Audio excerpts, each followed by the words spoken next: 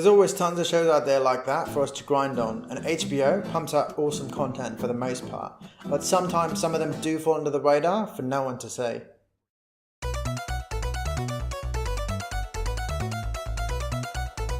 This is not a commercial for HBO. I don't work for HBO.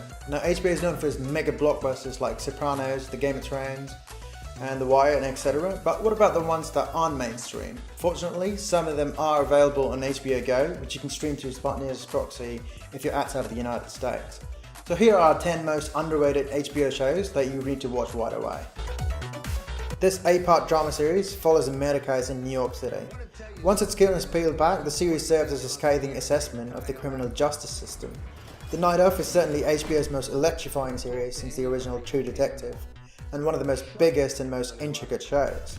The White-Eyed Ahmed is perfect as the naive young man who can't seem to make a right decision. That is until he agrees to let Toretto's Jack Stone help him, and then Toretto hits the right notes as the cynical attorney who has his work cut out for him. If I'm off, tell me how I'm off. We'll never get another chance. I told you not to talk to anybody.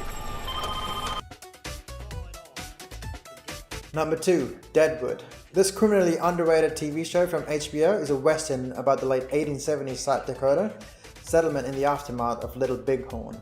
Creator David Mills defends the seemingly non-stop expletives and brutality as a factual depiction of the era's lawlessness and its rough and tumble types, such as legendary gunslinger Wild Bill Hickok and salon keeper Al Swearingen. Get along with people. Number 3. The Leftovers. Damon Lindelof's first show since Lost has a very different vibe compared to Lost. This is a series filled with bold narrative choices with haunting and evocative moments. Grim as it sounds and grim as it looks, it's choosing to focus on the kind of survival stories that no one signs up for, but to some extent eventually shapes us all. It can be unexpectedly eloquent about love and loss. How's it gonna be okay? Number 4. Rome. Rome is the saga of two ordinary Roman soldiers and their families. An intricate drama of love and betrayal, masters, slaves, and husbands and wives. It chronicles epic times that saw the fall of a republic and the creation of an empire. Rome wasn't built in a day, as the saying goes, and that applies to this show as well. As extravagant and enticing and chaotic as Rome itself, this show boasts all the opulent pleasures that lavish expenditures of time and money can buy. Every detail in its recreation of ancient Rome may not be correct, but the spirit and the overall picture rings true, and the entertainment value is resoundingly good. Now surrounded and severely outnumbered.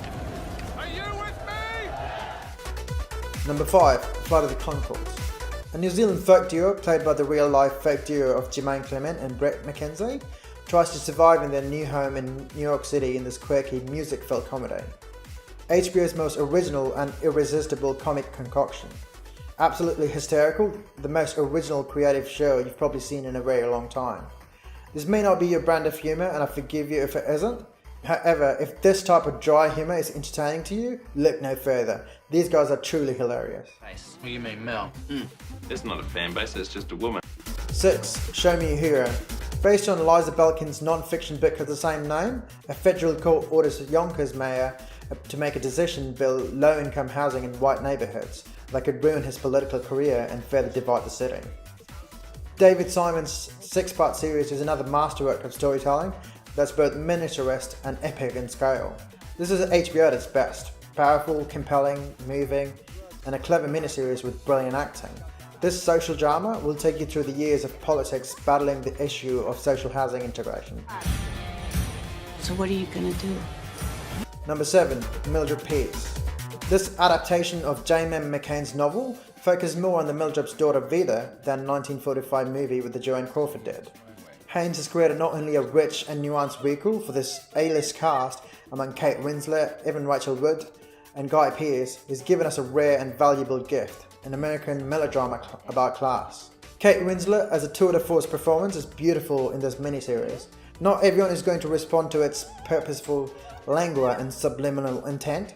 Winslet is at once wonderful and yet enigmatically blank, very much as written in Haynes and John Raymond's screenplay. Just think you ought to know what's been going on. With Vida? With men, Mildred. All sorts of men. This is unacceptable! is coming from you. Number 8. Lucky Louie. Today, Louis C.K. is known worldwide as one of the funniest and finest hard-working stand-up comedians of his generation. But back in 2006, he was still a relatively unknown talent, waiting for his big break. Before he took his career to the new acclaimed heights with his FX dramedy Louie, C.K. first thought that this big break might come at HBO with Lucky Louie, a multi-camera sitcom filmed before a live audience. Unfortunately, the series failed to draw a large enough viewership and was axed by the network after just one season.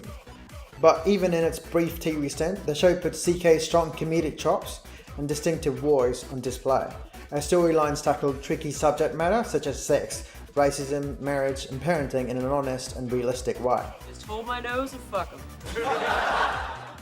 Jerry, Kim's brother, is one of the most random characters of a lower working class family and their small circle of friends. And I think that you are really close to that.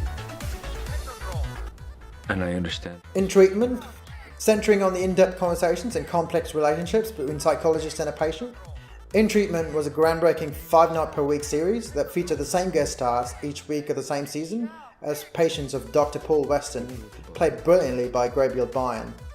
Dialogue heavy and often confined to a single room, the show was a showcase of some of the best acting and writing on television. In Treatment was almost always left out of the conversations of HBO's best shows. To make matters worse, the series is rarely highlighted by its own network. Fortunately, it's available on HBO Go. Portrayed as being good, and wickedness and evil is a human thing, a human problem. Actually, it's one of the things that's helped Christianity. Number 10. Carnevale. It's difficult to take your eyes off the screen, not just because it depicts events that are once moving and puzzling, but also because the pictures themselves are visually commanding. The overriding strangeness gives way to the surprising moments of tenderness. There's no question this intriguing, seductive series is set to a slow boil, but this series picks up its pace in the future episodes. Anyone taken with the dark mystery of Twin Peaks or American Gothic is advised to stay tuned. The Bible speaks of demons. That's insane. It may be the only way.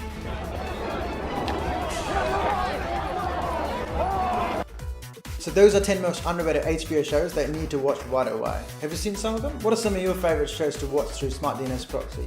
Go check out our video on how to watch HBO Go outside of the United States. And as always, I'm Vamster in Smart DNS Proxy, and thanks for watching.